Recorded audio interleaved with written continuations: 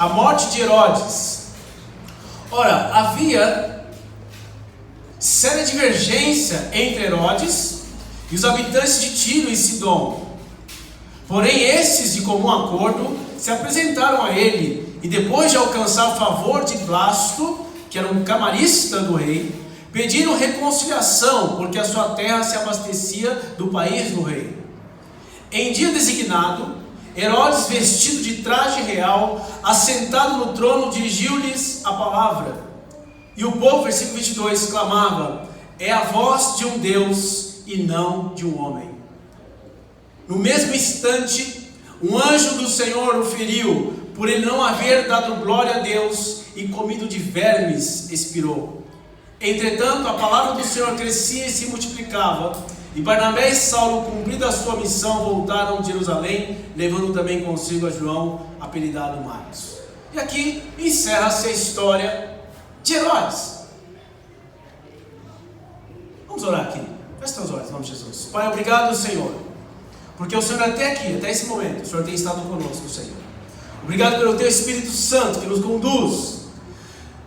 Obrigado por esse Espírito, Senhor, que apesar de nós nos conduz. Obrigado por esse Espírito que apesar de nós anuncia a Tua vontade. Obrigado por esse Espírito, Senhor, que apesar de nós o Senhor faz a Sua vontade, Senhor. No nome santo de Jesus, abençoe este povo nesta noite. Abençoe esse pregador nessa noite, Senhor. Que essa mensagem ache guarida, Senhor, nos corações, no nome santo de Jesus. Que o Senhor possa nos instruir, ó Deus, conforme aquilo que o Senhor quer, segundo a Tua vontade, Deus, manifestada já nesse culto, pela Tua honra e glória, em o nome do Senhor Jesus. Amém? Pode tomar seu assento aí. Aqui a gente vê a história, então, de Herodes se findando, né? E a primeira coisa que a gente depara nesse texto, a gente vai tentar ser um pouco só, para você poder contextualizar aqui. Você repara que esse Herodes, quantas vezes você vê Herodes? Olha o versículo 12, o capítulo 12. Por aquele tempo mandou o rei Herodes prender alguns da igreja e maltratar, não é isso? Aí você fala assim, puxa vida, mas a gente está falando aqui, depois da morte de Jesus, né? Nós estamos falando de um momento ali onde os apóstolos já estão trabalhando nas igrejas que estão sendo espalhadas, onde o Espírito Santo já veio, não é isso? Mas esse Herodes não parece aqui, não apareceu um Herodes lá no começo da perseguição, quando Maria tem Jesus, e Herodes, por causa que os sábios ali falam que Jesus vai nascer, então Herodes manda matar todas as crianças ali do reino de 2 anos para baixo. Não é o mesmo Herodes? Não. Isso que é curioso, né? Então vamos contextualizar, só para você entender o que está acontecendo aqui primeiro. Jesus não poderia escolher, eu creio assim, eu acho que você vai crer assim também. Não existe na história da humanidade nenhum momento mais propício para Cristo ter vindo ao mundo do que exatamente no cerne, no auge, no apogeu do Império Romano. Por que o Império Romano? Tantos outros impérios, eu não vou entrar nisso. Pode ser que um dia a gente possa trazer mais profundidade em relação a isso. Por que exatamente no Império Romano? Por que não no Império Grego, Persa, Medo-Persa? Por quê? Nos egípcios. Todas as histórias se desenrolaram pela história do povo de Israel, mas exatamente ali no meio, no auge do Império Romano, Deus introduz Jesus na história. Então, nesse primeiro momento que você está vendo aqui, existia, logo de cara você consegue perceber isso, existia Roma, que dominava toda aquela região da Europa. Roma, então, era comandada por um imperador, certo? E o imperador dessa época que nós estamos falando aqui é o imperador Cláudio. Esse imperador, não vou entrar aqui em histórias de imperadores romanos também, mas ele está lá em Roma, e todas as províncias que Roma domina, ela coloca um governador. E todos os governadores, eles têm debaixo deles algumas pessoas, vamos dizer que seriam os prefeitos, né? Dessas subdivisões, que eram chamadas de tetrarcas. Então a cada 4 conjuntos de regiões tinha uma pessoa dominando. E aí que entra a figura desses Herodes, porque Herodes não é exatamente o nome de uma pessoa, mas é um título dado a esses que ficavam comandando essas regiões menores, certo? Você vai lembrar então que esses homens aqui que estão dominando ali a região são homens que vieram e foram comandados por Roma através de Cláudio. Esse governador do momento de Jesus é um governador que você conhece a história, um homem chamado Pilatos, Pôncio Pilatos. Mas você vai lembrar da história também que Jesus foi levado para o governador, não é isso? Lá em Mateus, Marcos, Lucas e João, Jesus foi levado diante do governador pelo Sinédrio. Eu não falei do Sinédrio ainda. Quando Jesus chega até o governador Pôncio Pilatos, o que Pilatos faz? Manda ele para Herodes. Mas Herodes não é subalterno de Pilatos? Por que mandou para Herodes? E aí eu fui descobrir que na verdade existia uma divisão no Império Romano, que o governador cuidava mais das questões voltadas para guerras, para rebeliões, por isso Jesus foi levado para lá, e situações de impostos. Então é uma parte mais burocrática do reino romano.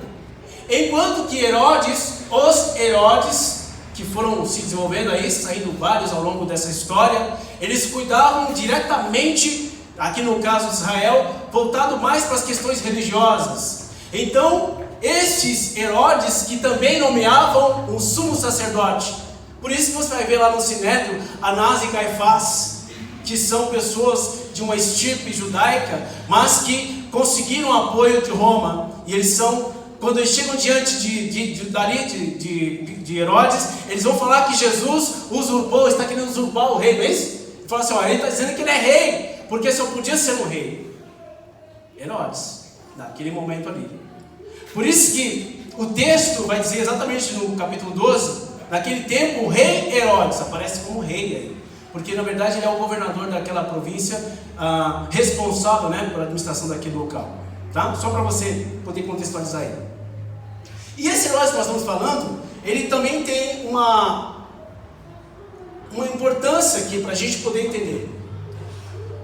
Existe dentro da linhagem desses Herodes, pelo menos 3 que surgiram. O primeiro foi antes de Jesus, que foi o grande, Herodes I, ou o grande. E esse Herodes, ele que fundou, né, que montou aquele grande templo lá de Herodes, o grande templo de Jerusalém. Onde você vê aquela passagem que Jesus, quando está passando, né, com os apóstolos, eles falam, Senhor, que monumentos, que construções. E Jesus fala assim, não vai ficar pedra sobre pedra, sem que tudo seja destruído, né? Esse Herodes I é um Herodes que ele morre logo no 4º ano depois ali da construção de Jerusalém, que na verdade a história dele está lá no começo, que houve a perseguição das crianças de 2 anos para baixo.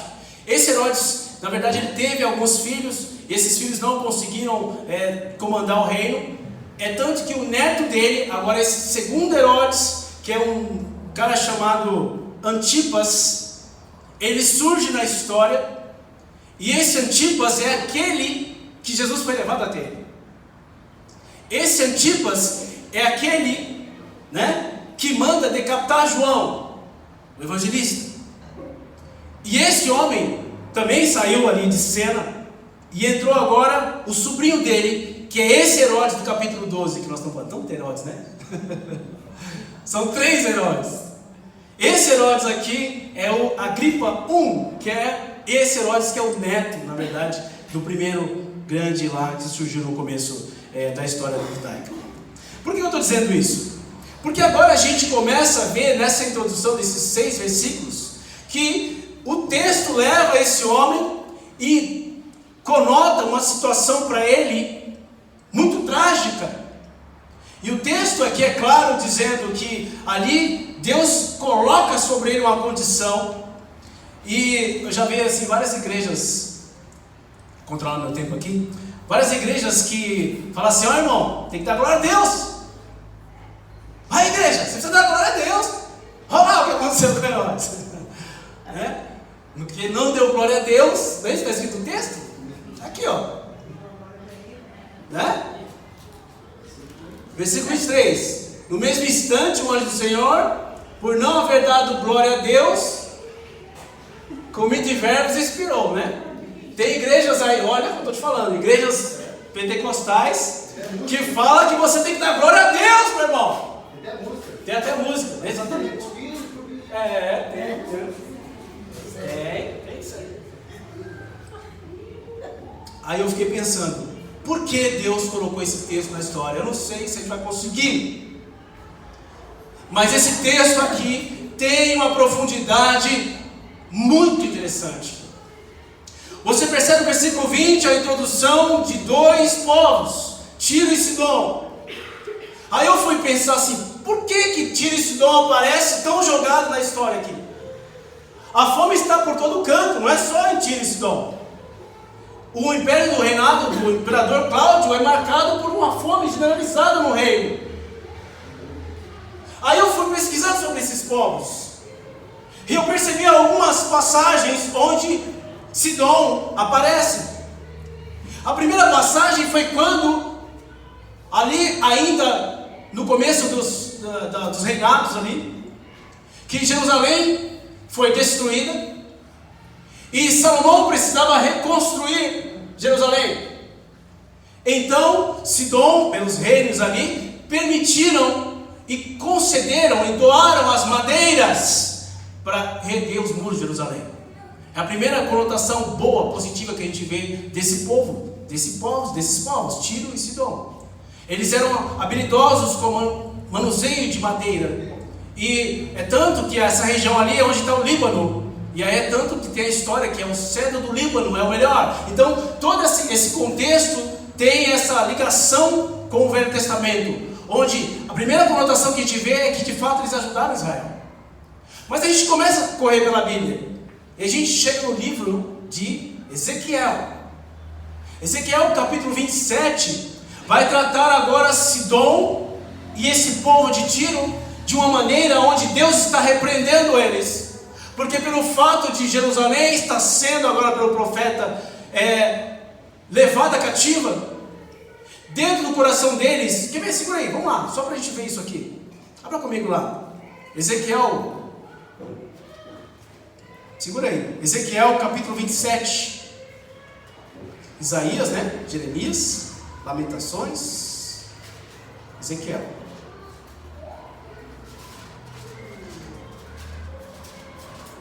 Ezequiel capítulo 27, Lamentações sobre Tiro, não é isso? Deus começa, vamos ver o versículo 26, o capítulo 26, um capítulo antes aí, só para você ver o versículo 2, olha só. No 10º ano do primeiro dia do mês, veio a minha palavra do Senhor dizendo, capítulo 26, um capítulo anterior aí: Filho do homem, visto que Tiro disse no tocante a Jerusalém, bem feito, está quebrada a porta dos povos, e esta porta agora abriu-se para mim, eu me tornarei rico agora que ela está assolada. O que o Senhor está condenando aqui pela boca do profeta para esses povos é que, por causa de Jerusalém estar sendo subjugada, esses povos agora estão usando disso, porque eles estão ali no litoral, então eles vão começar agora a exportar muita coisa, eles são produtores de barco, eles vão ser, ao longo do tempo, pessoas muito conhecidas ao longo ali de toda a Europa. E é tanto que até hoje, se você observar, o Líbano se desenvolveu com uma desenvoltura financeira muito grande. Eu estava observando sobre isso, só para você ter ideia, por mais ou menos uns 4 anos, o cara mais rico do mundo era um libanês. Você sabia que muitos bancos, os donos desses bancos são libaneses? Um exemplo, Banco Safra. Ou seja, o império desses povos, aqui já acredito nesse texto. Quando a gente pula para o capítulo 27, isso que me chamou a atenção. O que Deus está falando para nós é que aquele texto que está lá em Atos, ele não está jogado lá. Sidom é citado agora no capítulo 27 de Ezequiel. E se você conhece o capítulo 27 de Ezequiel, você sabe de quem Deus está falando.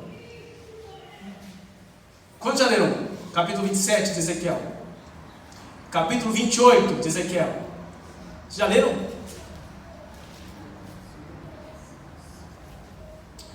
Pula aí, capítulo 28 de Ezequiel. Profecias contra o rei de Tiro. Aí eu parei uma pensar, mas não é possível, tem muita coincidência. Tem muita coincidência esses textos. O capítulo 28 de Ezequiel é um retrato do inimigo. O capítulo 28 de Ezequiel é um autorretrato, onde Deus revela o coração do inimigo nesse texto. Se você não leu, leia. E lá no finalzinho, quando Deus começa então a subjugar, e Deus fala assim, que ele era o querubim ungido, perfeito era, versículo 15 aí, 14, capítulo 28, tu eras o querubim da guarda ungido, e te estabeleci, permaneci no monte santo de Deus, no brilho das pedras andavas, versículo 15, perfeito eras nos teus caminhos, desde o dia que fostes criado. Deus está falando do rei de Tiro aqui? O dia que fostes criados, até que se achou iniquidade em ti. Na multiplicação do teu comércio se encheu o interior de violência. Aqui, Deus revelando o coração. Ele era perfeito, mas por causa dessa suntuosidade, Deus olhou no coração e viu a maldade dentro desse coração. Vamos voltar para o texto lá, capítulo 12.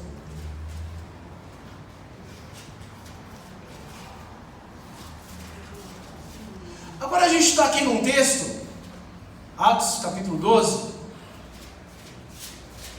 que a gente vê novamente a introdução de um povo que foi citado só lá no Velho Testamento. No Novo Testamento Jesus também vai falar sobre Corazim, né? Aquelas cidades que Jesus fez milagre. Ele fala assim: Corazim, se tivesse sido feitos os milagres que foram feitos aqui, lá em Sidom e Tiro, eles teriam se convertido. Por causa disso haverá mais rigor sobre vocês do que sobre eles. Então o que eu percebo é que esse povo aqui, quando Deus cita eles novamente, Jesus citando eles novamente, existe entre parênteses uma observação de que Deus está olhando o coração. E aqui, quando Deus começa a citar novamente os habitantes de Tiro e Sidom, introduzidos na história, trazendo um problema para o rei, esse rei que ali a gente percebe que ele está tendo um desentendimento. Provavelmente esse entendimento deve ser a questão de impostos e de mantimentos. E agora esse povo tenta alguma forma de conseguir a permissão do rei, chegar até a presença do rei. E eles conseguem, através desse camareiro aqui chamado Blasto. E ali, a história você viu, ele chega diante de um dia marcado e ele está todo suntuoso e acontece essa cena. Aí eu fiquei pensando o seguinte: o que Deus quer nos mostrar com isso, com esse texto? O que Deus quer nos mostrar com esse texto? Aí eu pensei, meu irmão, observa o seguinte: existe aqui nesse texto algumas coisas, né? Alguns conselhos de Deus para nós. Da mesma forma que está lá em Ezequiel, no capítulo 28, que Deus revela o coração do inimigo e Ele escancara isso para nós. Esse texto, Deus está assim, sabe quando aquela coisa que a pessoa dá um tiro só e derruba dois? Deus está dando, é isso que eu vejo, é um tiro só e derrubando dois coelhos. Porque nesse texto mostra agora Deus subjugando o coração daquele velho lá no Velho Testamento. Deus está subjugando o coração aqui desse homem, da mesma forma que Deus predisse lá para aquele povo, na figura ali do rei de Tiro do Velho Testamento. E Deus consegue enxergar aqui nesse texto o coração dele novamente. E aí a gente percebe que existem algumas coisas que aconteceram aqui, e a gente precisa como cristão se atentar. Deus está me chamando a atenção, te chamando a atenção, de que esses infiltrados vão sempre acontecer. E nós, como cristãos, precisamos prestar muita atenção com essas coisas que querem tentar nos arrancar do centro daquilo que Deus quer.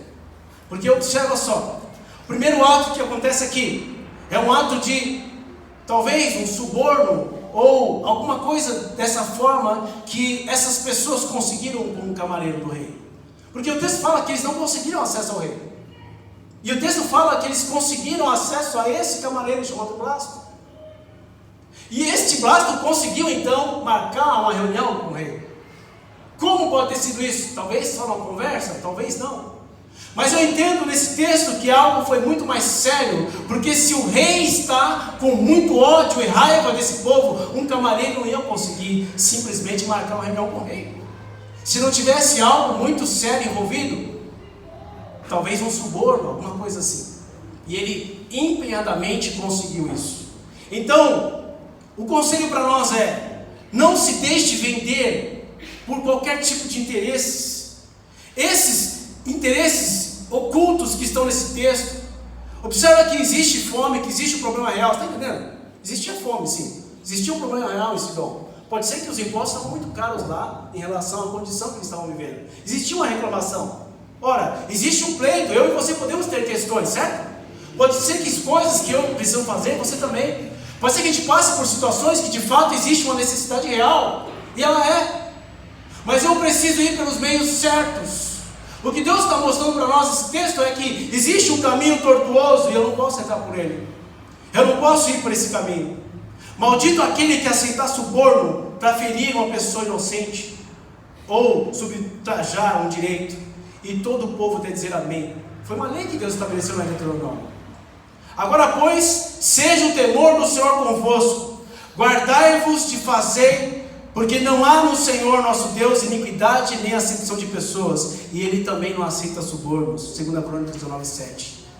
Muitas vezes, observa, quando nós temos algum interesse, alguma coisa que nós precisamos muito, tem um ditado no mundo que diz assim, que os fins justificam os meios. Não é isso?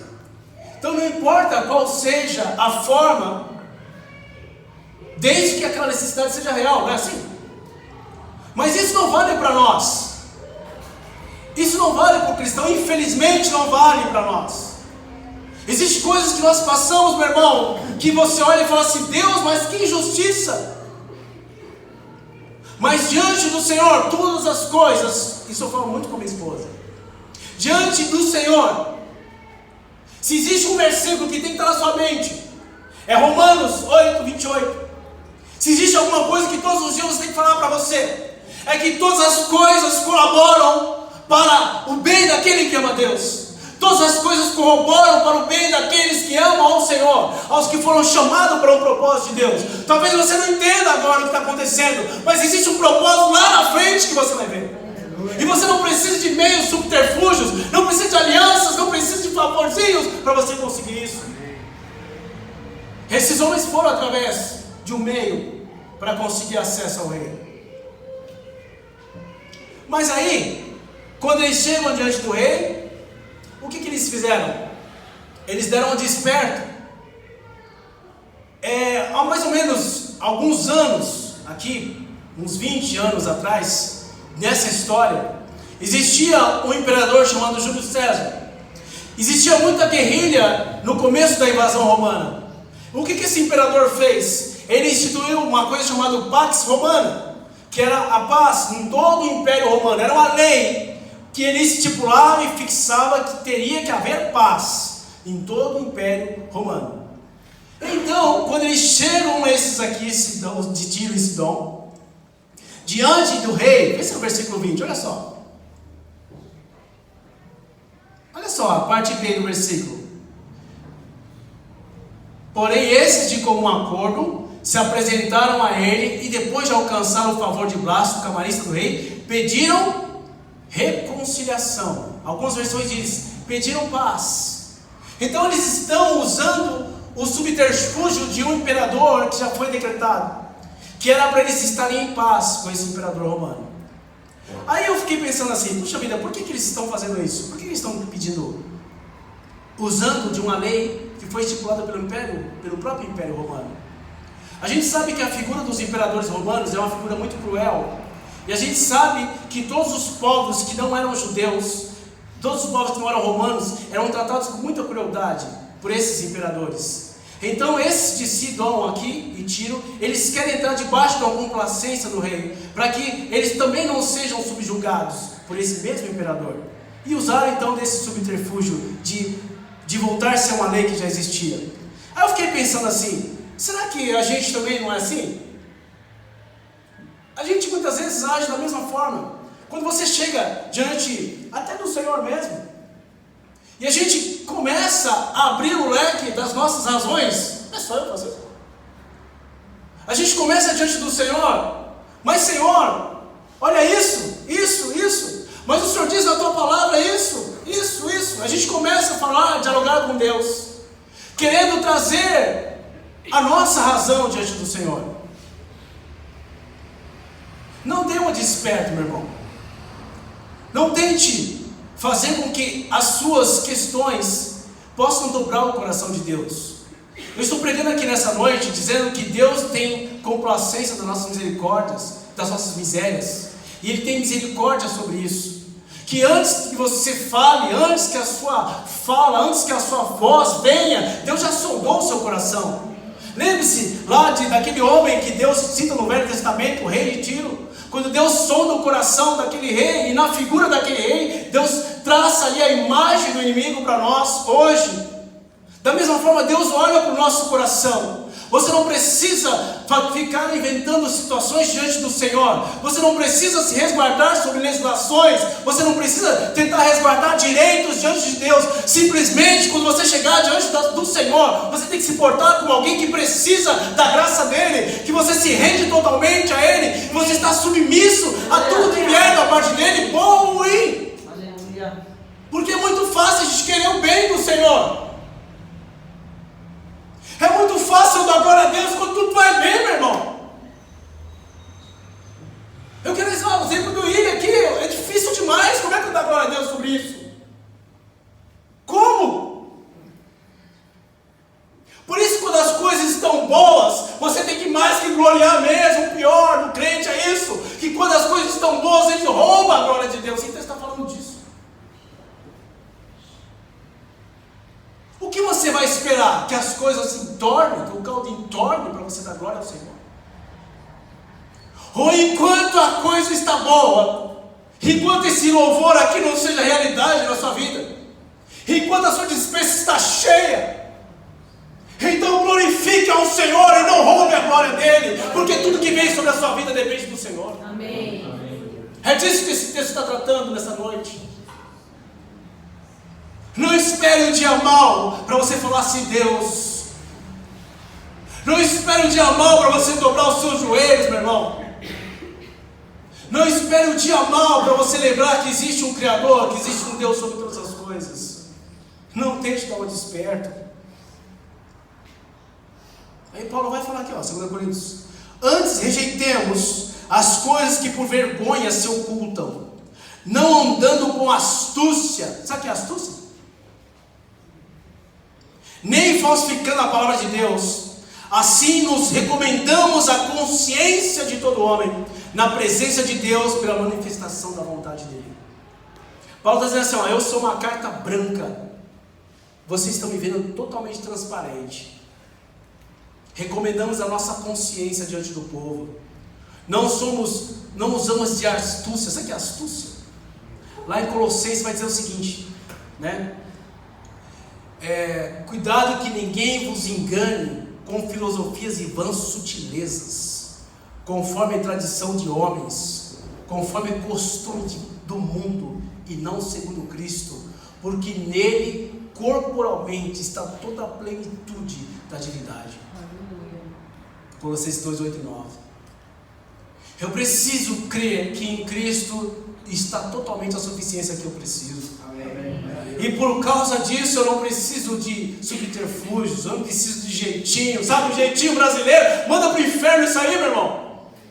Se você tiver que pagar, pague. Se você tiver que sofrer, sofra. Mas não cause diante do Senhor jeitinhos, não ache estreitos, não ache atalhos, porque a bênção do Senhor não tem atalhos, o caminho do Senhor não tem atalhos. Aliás, tem uma história na Bíblia que Deus permitiu que eles fizessem um atalho, e por causa desse atalho eles perambularam por 40 anos.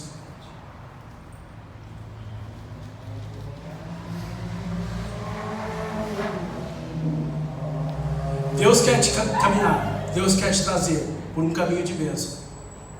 A promessa que Deus fez através de Moisés é: diga ao povo Diga ao faraó que liberte meu povo para um caminho de 3 dias me glorificar no deserto. 3 dias se tornaram 40 anos. Porque esse povo não estava preparado para aquilo que Deus estava fazendo com eles. Eu não sei quanto Deus vai ter que trabalhar a minha vida e a sua. Essas histórias do Velho Testamento é uma reflexão para nós. É um espelho, uma luz que nos mostra que esse caminho da salvação que Deus está traçando na minha e na sua vida é exatamente esse mesmo caminho. Quantas voltas Deus vai ter que dar comigo e com você, meu irmão? Até que você possa entender que o Senhor não tem jeitinho, que diante do Senhor você tem que ser nu, e diante do Senhor as coisas estão nuas e patentes, que diante do Senhor toda a máscara, toda a capa do seu coração tem que cair, que diante do Senhor você tem que falar: Senhor, o Senhor me enxerga totalmente, eu não preciso de subterfúgios, eu não preciso, Senhor Deus, de palavra rebuscada, não, eis aqui o meu coração largado, rasgado diante do Senhor. É esse tipo de comportamento que Deus esperava. Ele apanha os sábios na sua própria astúcia, e o conselho dos perversos se precipita. Porque não sejamos mais meninos inconstantes, levados em roda de todo vento de doutrina, pelo engano de homens que com astúcia enganam fraudulosamente. Até quando a gente vai ser pessoas que um simples versículo, sabe, não mexe com você? Até quando? Até quando a gente vai olhar para essa palavra e ela não vai causar nada em nós? Você sabia que esse texto aqui, esses textos que estão diante de nós, não deveria ter? Sabia disso? Que isso aqui chama-se misericórdia de Deus? Porque toda a tradição judaica é oral, que o ensinamento ao longo dos anos, de pai para filho, é oral. E os apóstolos, Paulo fazia questão de visitar igreja por igreja para motivar eles pela fé. Então ele não se vê mais naquela condição, preso, ele começa a escrever as cartas. Você está entendendo? Essas cartas aqui é a misericórdia de Deus para nós. Mas ela fica lá guardada na sua casa, sendo que você teria que estar todos os dias meditando sobre isso, o que Deus está falando, o que Deus está me ensinando sobre isso. Senhor, o que eu preciso aprender sobre isso, Senhor? Quebra o meu espírito nessa noite, me ensina novamente sobre isso. E a gente vê nesse texto que esses homens usaram esse subterfúgio, jeitinho ali, para conseguir acesso ao rei. Aí eles conseguem acesso ao rei, né? Conseguem audiência com o rei, o Herodes. Tem um historiador judeu chamado Flávio Joseph, é isso? Joseph. E ele escreve muitas coisas ao longo da história. E esse texto aqui tem um relato dele muito parecido com o texto bíblico. Lá ele cita que houve um momento de conferência em homenagem então ao imperador Cláudio. Estava tendo uma confraternização lá, um grande movimento desse tipo. E por causa disso ele se vestiu em trajes espetaculares, porque ele colocou uma roupa de prata só. Só, uma capa de prata. E aí o sol bateu naquela roupa e ela ficou toda reluzente. Imagina um cantor de pop, você sabe? Ela ficou assim mais ou menos. Aí aquilo causou estranheza para os judeus. Mas quem é esse povo que está aqui junto aos judeus? Não são o povo de Tiro e Sidom, cuja audiência foi marcada por Blasto, o camareiro do rei? E ele consegue então estar diante do rei? Aí eu observo uma outra coisa aqui: bajulação. Eu pus até um texto aqui. Identifique uma bajulação. Deus julgará tanto um quanto o outro. Identifique uma bajulação. Quem gosta de bajulação? O que é bajulação? Sabe aquele tapinha nas costas, puxa saco?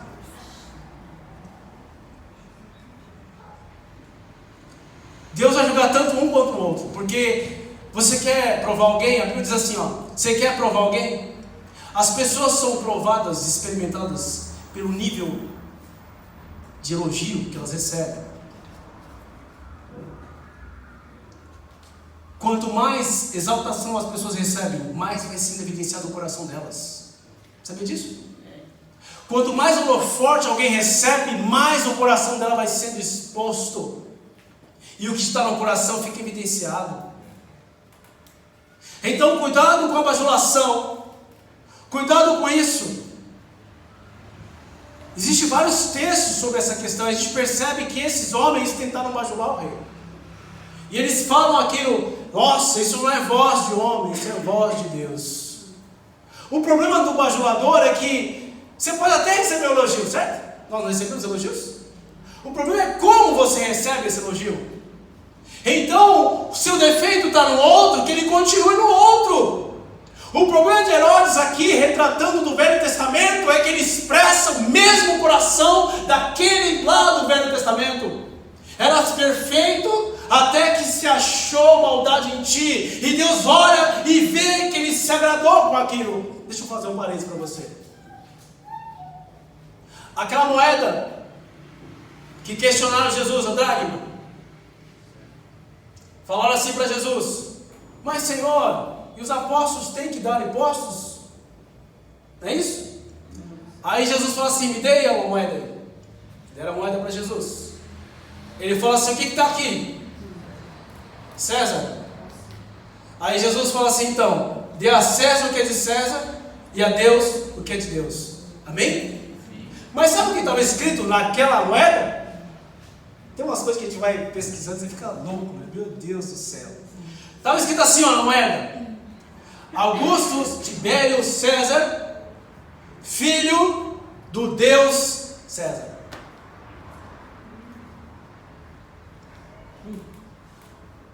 Então, dentro do Império Romano, a deificação é uma prática absolutamente comum para os imperadores. Depois que eles morriam, eles eram deificados. Curioso hoje, né? Quando alguém morre, né? Beatificado. Qualquer semelhança. Esses imperadores eram tidos como deuses. Então o imperador subsequente fazia questão de ser chamado filho do Deus imperador que morreu.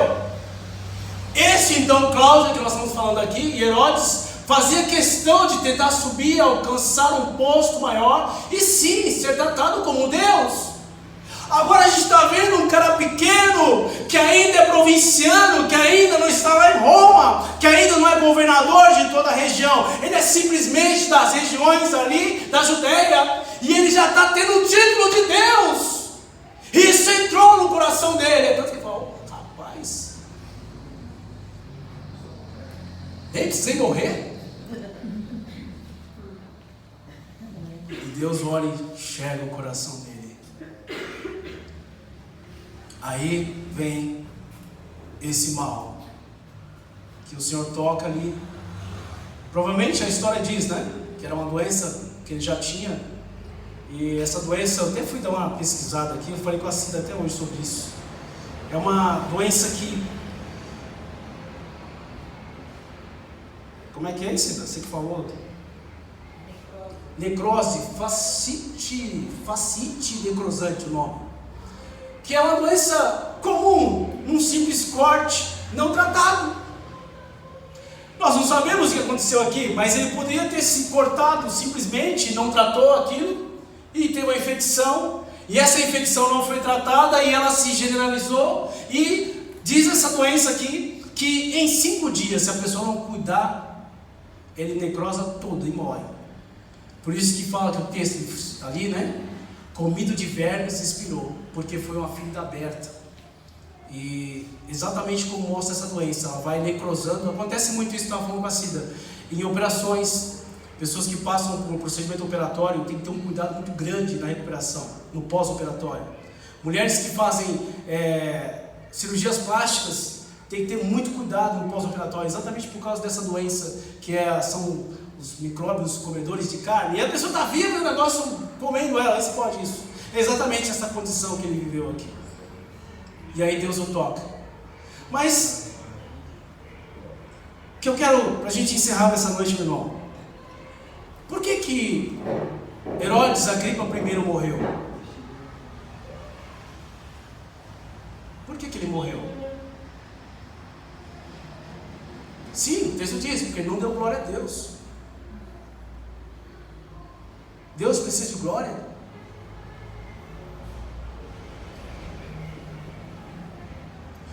Toda vez que a gente para e pensa, que tipo de glória é essa que ele não deu ao Senhor?